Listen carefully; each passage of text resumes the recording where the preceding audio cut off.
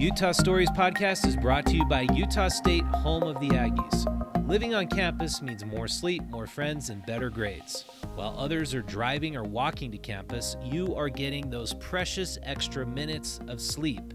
Instead of going home to mom or your cat, you're hanging out with roommates, neighbors, and friends. 84% of USU students live away from home, making on-campus housing a community of academic support, peers, mentors, friends, and constant activities. For a virtual tour, room details, theme options, and to apply, visit usu.edu/housing. The Utah Story Show is brought to you by Legends. Legends is locally owned and operated and is serving up all your classic favorites and unique originals too. Their food is made fresh with real, wholesome, delicious ingredients. They have everything from awesome appetizers to main dishes like steaks, burgers, sandwiches, salads, pizzas, and calzones, plus a new gluten-free and vegetarian options. Finish off your meal with mouth-watering desserts. They have a full bar, and they have excellent lineup of local craft beers. I suggest you go check out one of the upcoming Jazz games or U of U games at Legends. It's always off the hook awesome there. And kick back and watch your favorite games on big screens. They have the best food and sports in town. Call ahead and reserve a space if you're going to bring a large group.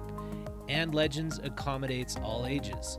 They have 2 locations to serve you, one at downtown Salt Lake City at 677 South, 200 West, and one in Southtown, brand new, at 10631 South Holiday Park Drive. All right, Aimee Lewis, thanks for being on the program. Yeah, thanks for having me. So, is ketamine a miracle drug? I believe it can be. It's not necessarily always, but I believe it can be. Tell me about your background and what made you decide to use ketamine. Well, I think it all started when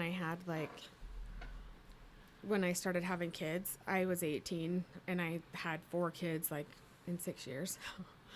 That's difficult. Yeah, and I think it just kind of, my depression and anxiety just kind of got carried away over the years. And I ended up having an autoimmune disease that made me pretty sick. And I was ready to kill myself. I was ready to commit suicide. Jeez. And I knew it was the right thing to do. And it was like, I just didn't have that touch with reality to know it was wrong. And were you on other antidepressants?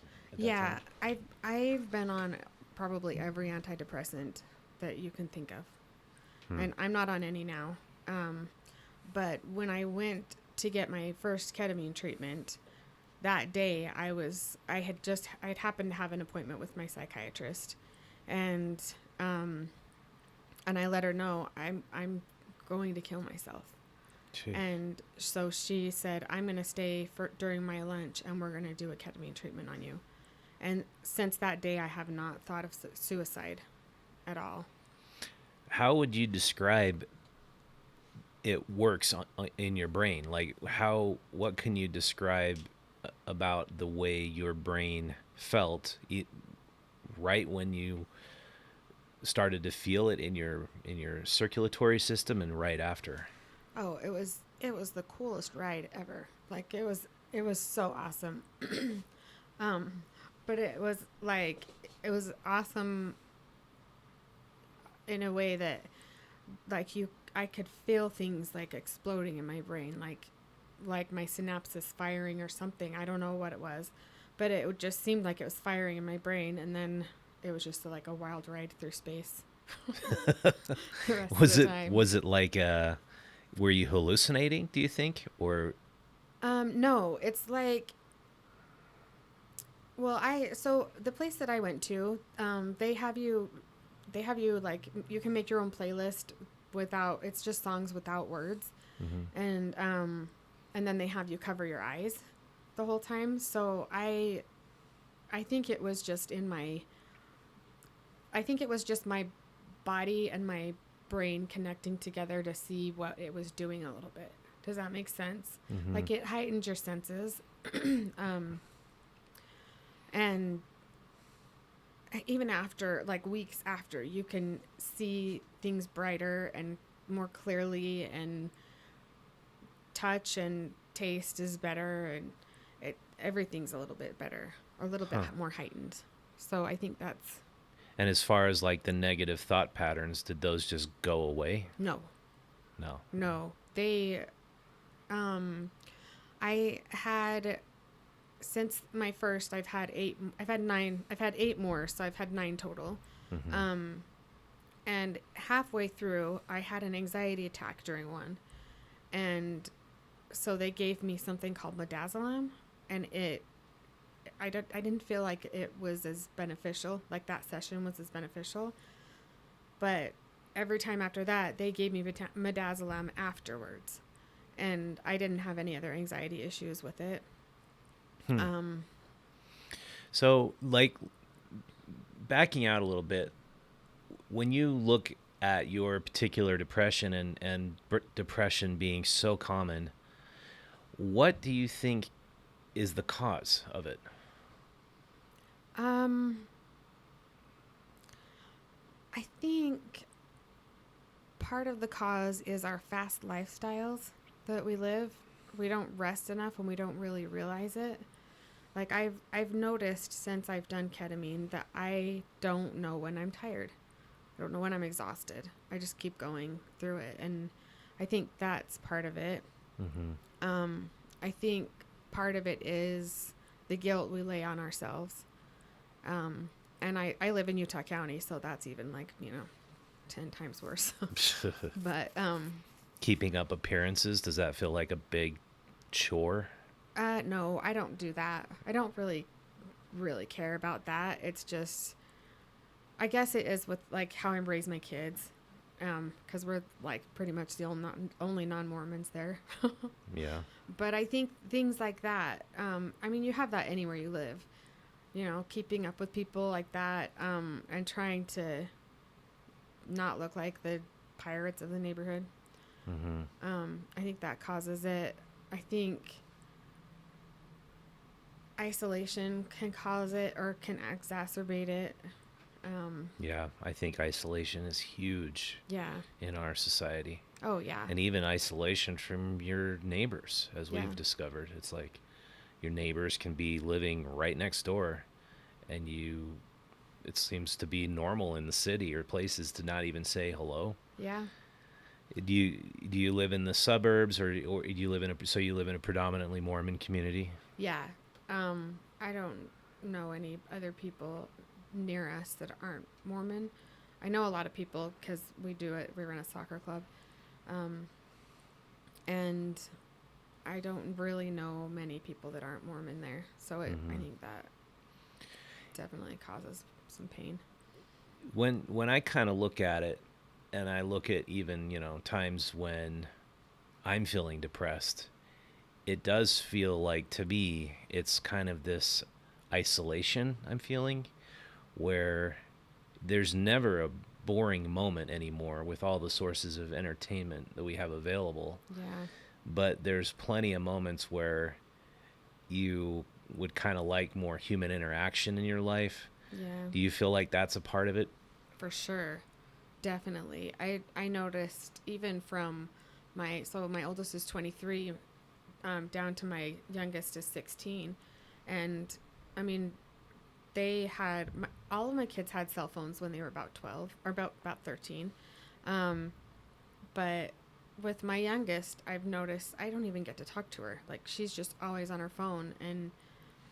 And I noticed, like, they don't look at the scenery when we're driving, when we're taking a trip or whatever. And I think those things help really enrich your mind.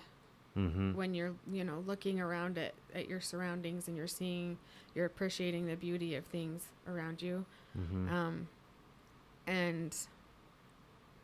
And you're missing out on those relationships, like mother-daughter kind of thing, and she's 16, so it's going to be hard anyway. But what are the ages of your kids? 23, 21, my other son will be 20 tomorrow. So Wow. he's a July 24th baby. And then our youngest is 16. Wow. So Yeah, you don't look old enough to have kids that old. thanks. But your kids are probably getting more independent now, and they've grown up in Utah County. Do they suffer from depression or anything like that? Or do they pretty much have it figured out? My oldest has suffered from depression. I think she's always had kind of sensory issues her whole life since she was a little baby. She hated going to family parties. She'd just scream the whole time. And I think that's added anxiety and stress to her life. And so she's dealt with depression a little bit. As far as I know, it hasn't been too bad. And then my second child, he's dealt with depression quite a bit, and he's tried different natural things to help him, and he's up and down. Mm-hmm. But my other two kids seem pretty good. Yeah. Did you ever consider just moving out of Utah County? Oh my God, yes. I have wanted to move out of Utah County since we moved in. I loved it. I was like, we got to move to Utah County because we had a job there anyway. So we moved there because I thought it was so gorgeous. And we moved there, and we were just like, what the hell is this? Like, how did we get such a different culture from Salt Lake to Utah County? It's crazy. It's just an hour away, and it's light years different. And you grew up in Salt Lake? Yeah. Yeah. Yeah, it's a strange place because we have this thriving technology sector and this amazing booming economy there. It's like, I think it is the number one fastest growing city, Provo, in the entire United States, but it doesn't feel like it has a authentic local community, and unless I'm misreading. I don't know. No, I think it depends on where exactly you're at, but you're right. It's very different. My oldest graduated with honors. She could have gone to BYU with a scholarship and a local, it's cheaper for locals. And she was just like, I can't stand their strict rules. I can't stand their hypocrisy and whatever. And I don't know about that, but she didn't even want to go live on campus or near campus. Wow. So why didn't you guys move from Utah County? My husband doesn't like change. Yeah. So, and if I wanted it, I would have to put up a fight. Yeah. I guess my reason for going along those line of questions is I'm always kind of skeptical of miracle drugs and sort of easier fixes because you're ultimately treating symptoms of an underlying cause with all antidepressants and ketamine. Do you see it that way? I do with antidepressants. I don't with ketamine. I feel like ketamine is meant to be something that helps your brain to work better for a time, and you try to develop good habits during that time. And you try to change your life. So it takes work, but it's a physiological change that happens in your brain, and it does wear off over time. I don't know how long, maybe months, but over that time they expect you to work on creating better habits and creating better thought patterns. Yeah. But do you think as long as you live in Utah County, you'll have to get treatments? Maybe. Maybe if we moved further north. My daughter's a junior in high school, so we're like, well, I guess now's a bad time to move, so we'll wait till she graduates and then see what happens. But well, you can always come up here to Salt Lake. I would love to. I miss it. I miss my home. Yeah. Yeah, I guess my last question is, how would you describe ketamine works in the brain? Um, like I said, I feel like it works on your synapses. And I don't know what other fancy names there are for, for whatever else it is that, like, I think maybe it stimulates your prefrontal cortex. I'm not sure, Mm-hmm. but, it's not like you're going to wake up and be like, oh, I'm changed. It's, I think it works in your brain to better, helps your brain to better function psychologically, so you can make better choices Mm-hmm. and better thought patterns and create a new life for yourself that's not that negative cycle. Yeah. Yeah, well, I'm glad it's worked. I think that's it. Would you have any other words of caution to people who are considering ketamine or? Yeah, I think it doesn't work for everybody. Mm-hmm.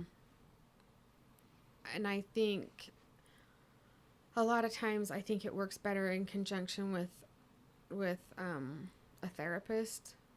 I hate therapy, so but I think it probably works better if you need that guidance, or read a book about psychotherapy or whatever. Mm-hmm. But I don't think it works for everybody, and I don't think it is for everybody. And I would say ask for midazolam after your treatment, because it can sometimes heighten anxiety. Yeah. It can a lot of times, I guess. Okay. Well, great. Well, thanks for being on. I really appreciate it. Yeah, thanks for having me.